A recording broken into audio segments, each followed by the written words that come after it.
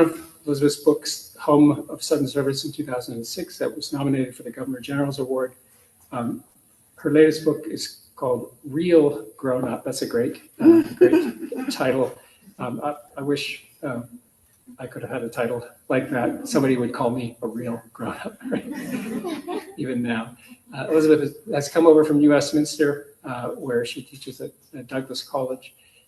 And so I will then introduce the other readers, and then Elizabeth will get you starting. Elizabeth's recently had a poem in this issue. Yeah, this is the right issue of the Malahat Review, which has this wonderful skateboarder on the cover. Second reader is Louie Leyson, who's, I guess we could call you, Louie, a friend of the CBC.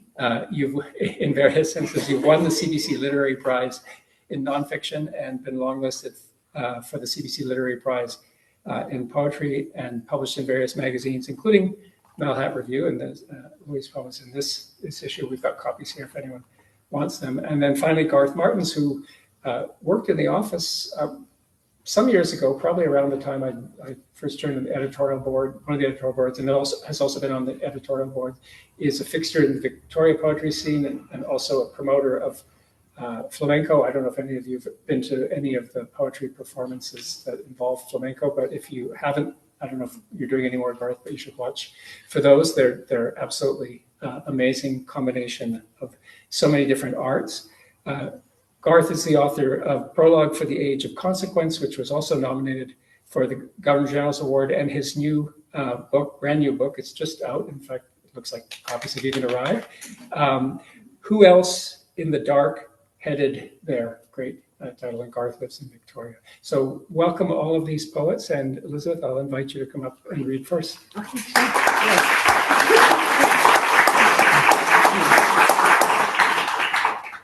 Wow, this is so great. I'm just going to make sure you guys can hear me okay. I'm so happy to be here. What an amazing open mic. That was literally the best open mic I've ever been to. That was spectacular. Thank you for the readers. Like, that was amazing. I have never read from this book before, so I am a flub. That is the thing. I have to practice for a while before, because, you know, good. So I think before I start, I just want to say how grateful I am to be invited and to be included in the Malahat Review community. The Malahat Review was one of the magazines that published my first poems a long time ago. And I feel like every time I come to Victoria, I'm just really blown over by the people who have a genuine love of poetry. You know, it's such an amazing community that's fostered that love for decades, and you can just see it, you know. So thank you to poetry readers. Sometimes I feel like it is an odd thing to still be writing poetry at 50. You know, because I started when I was really young, and I think I just never thought it would keep going, but it did. And I have another one. Oh my God. Okay, so let's stop talking and I'll read a thing for you. I'm going to start with a poem called Astrophysicist, and it's in honor of the astronauts who are out, and right? How amazing is that? Did everybody watch yes, I know I can count on the poets to watch the moon. Okay, so this is called Astrophysicist, and it is for my daughter when she was a toddler. Astrophysicist. Now the baby's glued to a YouTube loop of shuttles launched from Earth like great ideas. We did encourage this because it's cute, because we wish to send her into space. She screams while rockets scream on an endless loop. It is so cute. Still cute, less cute, too cute. Her voice, like her, is small. Things could be worse. Our sticky living room, her universe. At first she cried, "Too scary, turn it off." But now it's go time. 4, 3, 2, surprise, shouts, "Astrophysicist!" Can't say her own first name, but now says this.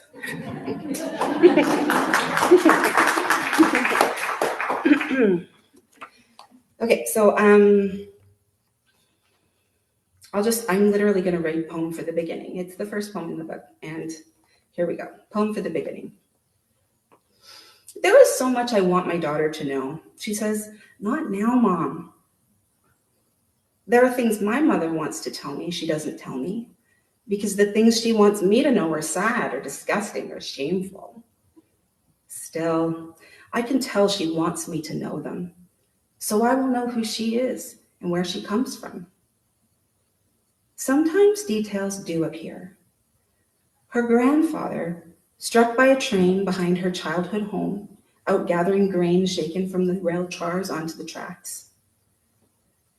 The time her brother-in-law said, "Lick your lips," so he could take a better photograph. Or the cousin who crept into bed with her in the loft of the sod house in Yorkville. He made me feel uncomfortable, my mother said. These are just stories we tell. Still, there are things I want to tell my daughter so she will know who I am and where I came from, but also what it is she feels when she's in my arms. I feel it too when my mother holds me, tells me what a good job I've done.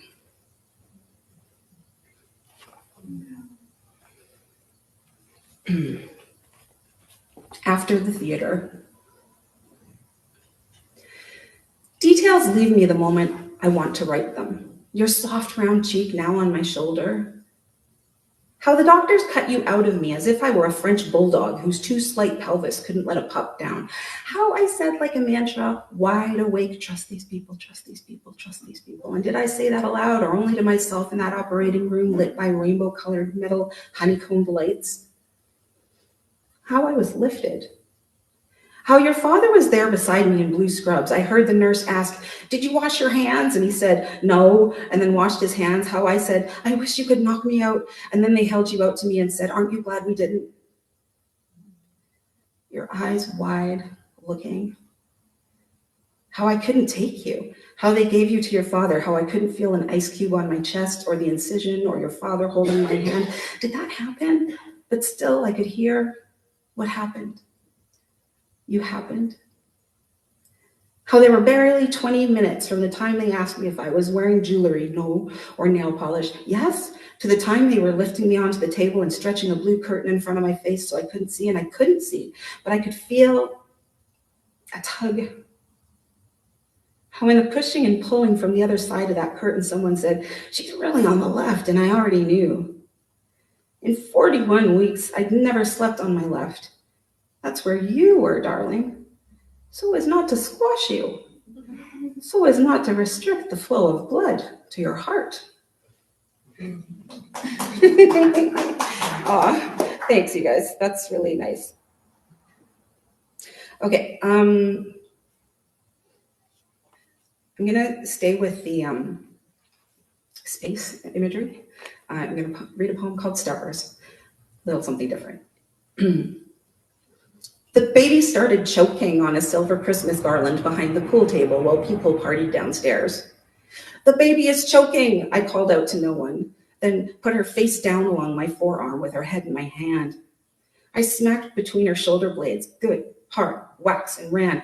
About halfway down the stairs, we bumped straight into Anne-Marie MacDonald, mother of 2 daughters, who understood immediately what was happening.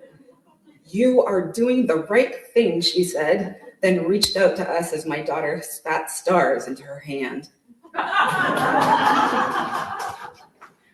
So weird. She's a really good director. Okay. I'll read 2 more and then we'll welcome our whoever is alphabetically next. Okay, this is called Lydia Talks with the Spirits at the Rifle Bird Sanctuary, and it's after Rassam Roland Kirk's Serenade to a Cuckoo. I don't know if you know jazz. That song is so great. It has this like this little birdie kind of sound. And anyway, it makes me think of chickadees. The red-winged blackbirds are here. Tiny, sharp-beaked black hoppers who tuck and untuck red and yellow parcels from beneath their wings and chick, chick, chick in the broom by the thousands. Wood ducks and weird-footed coots scrabble at roll call. Can't see my ankles for all the oil green heads that surge up at my feet and snap up seed enough to plant a whole field of western tanagers. Late spring in the Delta. The air still cool, smell of sea, salt marsh, and green cedar. Duck shit tang, whiff of mud and blackberry. Also present, 2 sandhill cranes and their colts, a family of long, pale, gray-white necks, each taller than my daughter. Today, I don't know anything about children, or even what it means to arrive eye to eye with an animal, but blackbirds are wheezing like flutes. And there's my girl anyways, outside, muck on her boots, cheeks flushed pink as the Yoshino cherry that blooms on the boulevards of Vancouver, here by the ocean at Tuathan, in the last of the days of birds.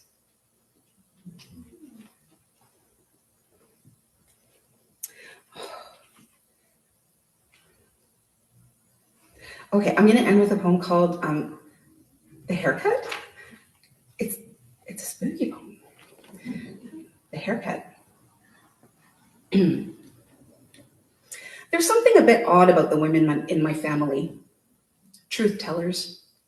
We know what's coming, what you need. Cassandras. Can feel the ghost of your mother drift into the picture and whisper her name. Soothsayers. Have dreamt one another into being one way or another pretty much forever. Years ago, Granny's house was relocated to a field in Saskatchewan, where it became a farmer's tool shed before it was abandoned, and my sister happened to find it. Seers. Mom's little black dog still wags its feathery tail from the coal bin in the basement. Fortune tellers. My daughter, who ought to have been dark like me, kicked froggy legs in my dreams, blue-eyed and blonde-haired long before she was born. Telepaths. At 10, and at her request, I took her to a hairdresser who chopped 2 gold braids, each a foot long from either side of her head. Are you sure this is what you want? I asked the mirror. Spiritists. Thank you so much. I'm so happy to be here. Yeah.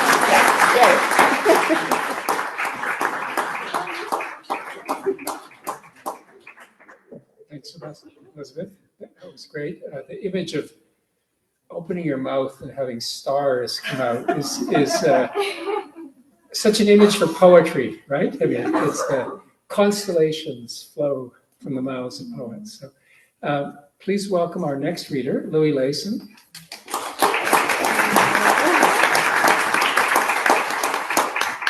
I'm a bit short, so I'm gonna have to lower this. Well, thank you so much, Elizabeth, for that. It was wonderful reading. Thank you for the Malahat review. They also published one of my first poems to be published in that issue over there a couple of years ago. Yeah, that was. Thank you for being my cheerleader. And so I'm really honored to be here, and especially to be invited with you, with Ian and with Elizabeth, because they're actual poets with books out, and I don't have a book out yet, but I will. I have a manuscript ready. Nice. Thanks.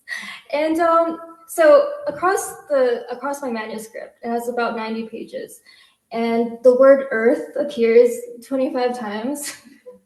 So out of these instances, I decided to choose 5 poems in which the word Earth appears. So I guess it's a bit of a Where's Waldo, but like with poetry. I don't know how that would work. But anyways, so my first poem that I'm reciting is called Punisher.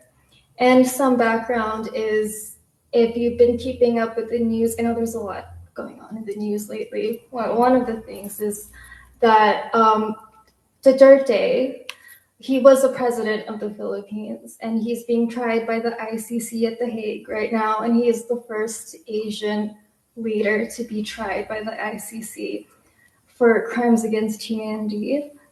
And I wrote this around the time that it was announced that he would be tried last year. And Punishers was one of his nicknames. Duterte was perfectly justified in doing whatever it was he did, said a person I loved over coffee. At least I'm good at nodding. Fishermen were paid to take the roles of morticians instead of shovels, a line, and hook. There's a bay into Manila that every President Jones to throw my body in. After the second withdrawal-induced seizure in a month, I'll whip clean this play kitchen of neurons, turn each synapse unkillable. If survival is the plume after power's volcanic spring, ashes, ashes, landing to cool, I wait like a shrike to bathe in a safe dust, held my longing to shirk the mind's Manila bay of faces. Sparrow of harm, I once forgave myself for thinking, no one on earth is a stranger. So my second poem is called Love Poem Lucifer, and it's after Donica Kelly, who wrote a really wonderful poem called Love Poem Centaur. So this is my response, Love Poem Lucifer. Nothing approaches a fall like me. It isn't the body, but the shout that stays. I came down with wet eyes, wild hair, odd wings, muted the way windows mute laughter during rain. I flew backwards from that glimpse into how awful goodness is. What spade should now tend to my garden of mistakes? My garden wedded to the cursive of its weeds. I sleep in the garage of love. I have made even the stray dog leave. You must cut the earth for me. You must cut the earth. So this one is called When I Am a Stranger. I hope you've been catching when I say the word earth. Darn it, I missed it. It's okay, it's okay. You can get this one. Yeah, okay. When I am a stranger in the province of joy, I dive into the concave dark of any hand that feeds me. Sepia film, Eden of amnesia. My only good deeds have been accidents, counting the year I was held by good hands, good darks. All of my thinking is disciplinary and bears Inag's ailing voice. October's pyrotechnic concerts stall my dreaming, strand me behind curfew's closed mouth. Perfumed iris, ink, musk, garments clean as an infirmary. I sought the earth's last bearable place in cedar and medicine and sleep. What I long for is mistaken. They want me to want to be awake. Hold me somewhere flushed with harm. I ache to be awake. This one is called You Look So Cool. It's after a line from Tennessee. If anyone's read Tennessee Williams' Cat on a Hot Tin Roof. Yeah, okay, so you might recognize this first line because it's from there. You look so cool, so effortlessly cool. Thrill of smuggled medicine, gymnopedy of snow, dull fact of illness out of reach.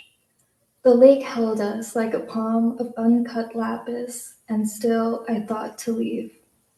When I'm dumb as a hole in an ancient structure, estranged from earth, don't wake me. Curtains, hotel clawfoot bag, warm comb of the lamp on your reading face. I cheated at cards. I spotted your hand, a shimmering ace of cups. The sun, your evening look decided my small lottery of joy. My tongue is troubled linen. My impulses derange me. Yes, to be happy and imprecise, to fit inside the carbon pole of the lamp. Only in another country can I sleep through the night and still this careful speaking. So this will be my last one, and it's called A Nationless Ars Poetica. Beautiful language is violent. I know this because it is with such art that Pedro Chirino, a 17th century Jesuit, had once turned me from soft flesh into solid marble, or that rough trunk being smoothed down, himself the pious sculptor, with his hammer and pick in the stone. I had once thought of poetry as a drawing of lines in the earth, the way we had as children wielding twigs in autumn, a marker or a taking. I had thought that, unlike Chirino, I was being tender. Now I understand to write is not the same as to covet. A poem is only the earth itself. Here I echo a tradition of women who dreamed themselves and their lovers into mountains or poems, lineless. I dreamed you were a poem, tells Adrienne Rich, a poem I wanted to show someone. Natalie Diaz desired as granite reorganized, a formation yet forming. Audre Lorde, who finds in each lover a valley carved out by the mouth of rain. I am writing this down for you, which is to say, I am growing a landscape in the likeness of everyone I have ever loved, a space that is also an absence of hammers or picks in the stone. My tools are my hands and the moon, without which no water on earth would move. I'm writing this down for you, meaning you moved me like a poem I wanted to show someone, or gravity felt from the glaring steel of another landscape's echo. Thank you.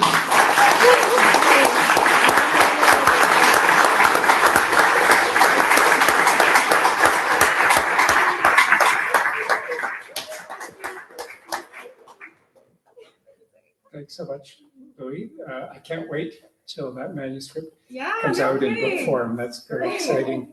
If the Artemis space shuttle had been able to have like an asbestos banner trailing behind it, you remember how planes used to have those advertising banners, it should have that line, "There are no strangers on Earth," behind it. That should be the motto of the planet for the present, especially given the xenophobia everywhere rampant right now. So thank you for those lovely words. Our last reader tonight is Garth Martens. Please welcome Garth.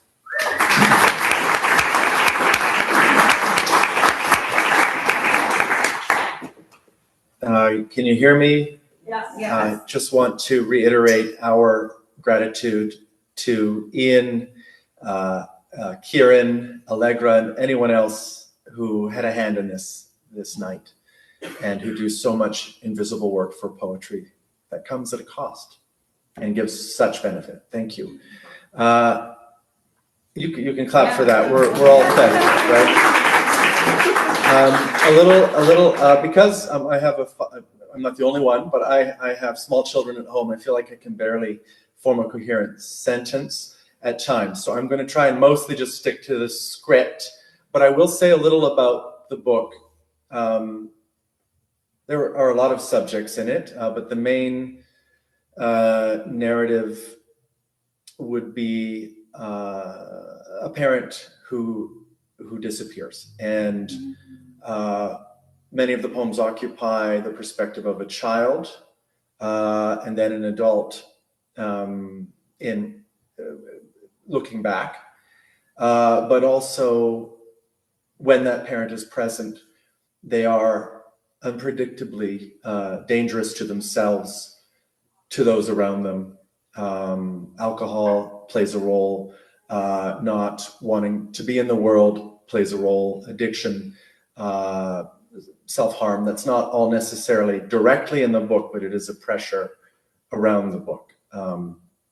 Some of you who have gone to those flamenco shows I have heard some of the poems in this book. There is one 4-page poem about flamenco that I would consider on the lighter side, even though flamenco is about death, persecution, and as well as cheekiness, and mockery and fun. I won't be reading it. I'm mostly going to avoid poems from that show because I know some of you have been, and I want to try some new work. Of the quiet, its reckless vertigo. I said all that, but this poem was from that show. But this is the only one. Cousins share a thing or two, or so we find, braiding 30-year-old pain. When their brother died of heroin, our mothers, in separate houses, locked their doors. Cigarettes in ash pits, walled in. There are more like us, knocking, small, for minutes, hours. Rooms we can't enter, as if obscured by branches, stand on grisly chicken legs and spin. We know how the tale ends. A change of face, wattled cries from Baba Yaga's hut. This soup is stirred 1,000 years. But watch. Some largeness moves and sets out from that room, where several generations ball up. A detonation that throws dense metals at surrounding children. It sweeps us off our feet if we're not nimble. Have a bruise and troubled feeling when others die. Now, to walk outside with our terror like snow on our cheeks. Do we owe a young one watching from the stairs? In a barrel, in flame, garbage liquefied. Smoke, like an ancestor, absorbed the light. Because I was young, I extended both hands to the rusted drum to see if it was warm. My palms on contact blistered. I've had fists at my side a long time, only opening now after much harm to others. When your mother dies, mine won't answer the phone for several days. I'm fine, she says. What old thing agreed to? What third-hand freeze do we feed with our feeling? I can only tell it my way, cousin. The woods are dark, and the village, with its rages and regrets, isn't there when you return.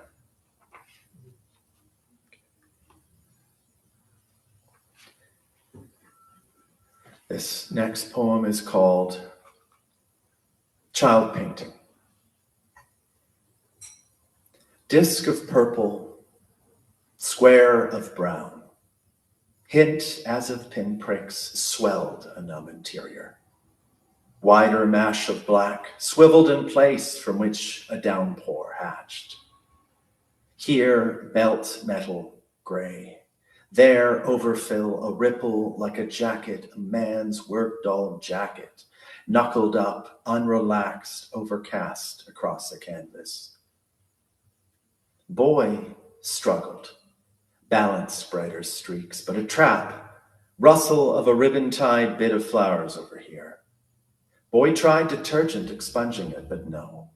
A woman's face wobbled on a yellow track, as bulk, bearded with near-empty mason jar of gin, dragged concession from that face. Bulk, whose gluey columns convulsed, whose hot breath bowled, whose tab was all paid up. Boy, lax as an eyelash, hugged a rumpled shine, it lay slack. He tugged at the arm in the basin, it hung on. Overlapping allocations ran lifelike by the minute where the brush beat down one color or extremity to the next. He offered overflow from his future, blotted strained paper, eyes shut as centers flaked apart. Elsewhere, swatting flies, bulk, asleep. Tell us more, said. There isn't any, said.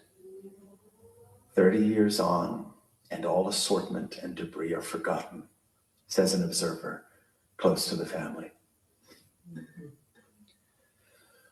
Much of the book kind of is propelled by a narrative path for the reader, but at a certain point, there's a kind of rupture. The dream is inverted. Night consciousness is the consciousness. There's the wound, the damp wound is flowing at this point. It becomes less clear, the path. And I'm going to read a poem that exists in that area of the book called Nothing But Glass Snow. Rose-colored, the Tamarack Country Lethal Concentration Zone. Someone in the house with. They've sealed the window, locked the door. I am told she is in the ward asleep, prepared for a syringe. Cordwood throbbed and snapped. People laboring, packs with dogs, cautious of human touch. Among 4-liter water jugs, blacked out cig shacks, motel strips, truck stops, or Super A's salted mortuary, I swirl like a question mark, like snow suspended. Tired, she said, of picking up. My mother had trouble getting up, was late getting up. Was it that morning? The dog submitted to the petting. I spat, rubbed it in the fur above her ears. No mistaking, Jasmine. Illness, worried the two would conjoin. I closed the tall window. Road islets plugged into precincts often hardly look like trees at all. Scattered bottles of beer, you keyed out mother lying low. My dog is trapped in the ceiling, click of her paws, frantic snuffling. Ash or snow so lightly piled on, like you. I prosper every 2 to 4 ounces of sickening property, thunderheads, title, romance, etc., women, interpersonal paranoia. Gumminess, grease around your face, the scuts, ransom, onion skin velocity, fibrillation, shame, and charisma. Shorted, burnt up, to at last come forth from the bare floor, the wet end of the Christmas tree bagged and steered like a bandaged wound. Needles, woozily, goddamn, what do you know? Mother, we were arabesque peaches, don't forget that. Dirt on your cheek, height, reach, dianthus in the river frozen, tinier than handedness of crystal. At night, a drug's time-bent, star-like emission, pill or razor, small quantity, cold, glittering, feet, legs abstracting. I breathe nitrous oxide from balloons, unsparing as bombardment tilts. The bottle is knocked over, frangible twigs, crowns respotted to their starting position. I saw this man, investment widened out like a bell, an adjudicator, a magistrate with rings, through fibrils, through gills. He took my statement. I miss this boy who is now so ugly. Simple statements, he corrected. I am, I said. I want, gross on his hat, crusted veils of ice. I want to get back, a dark, spored, poor quality thing. Let me want to. No, he insisted. I touched his hat, and it did stick to test us both. His cigar-brown robes, weirder dusts he incubates and powder me, brittle like chalk. In turns, I hang or decorate anti-inflammatories, pushing up through duff, flash of coal around the eyes, fluttering time and again across the hot lights as a body spins, thinking weird, special, like being seen, doing, mother, preparing, spancelled, dogs over a carcass. The tricky part for the decomposed straw piles, pushing up. Innumerable warty caps expand. You smell like a paper cut, says the dung-loving ambassador who bites an onion like an apple. I lost her at the turn of the millennium. Tell her, please, her child's child is. There it is. A blackening amphitheater, anvil cloud trailing my 42 years. Many labor on their tortured ankles for an answer in the watery, shuttered maternity ward. Fishes mouth the height for flakes, tendril bodies tremble. Are you? Greenhouse, artificial fog, heat from rotting vegetation. I work to say, small bearer blooming in the pool. aroma, necessary, necessarily, facile, face, facility, faucet, etc. Dog barking in distress, a woman yelling. Sometimes the lamp in the cloakroom is the only light on. Thank you.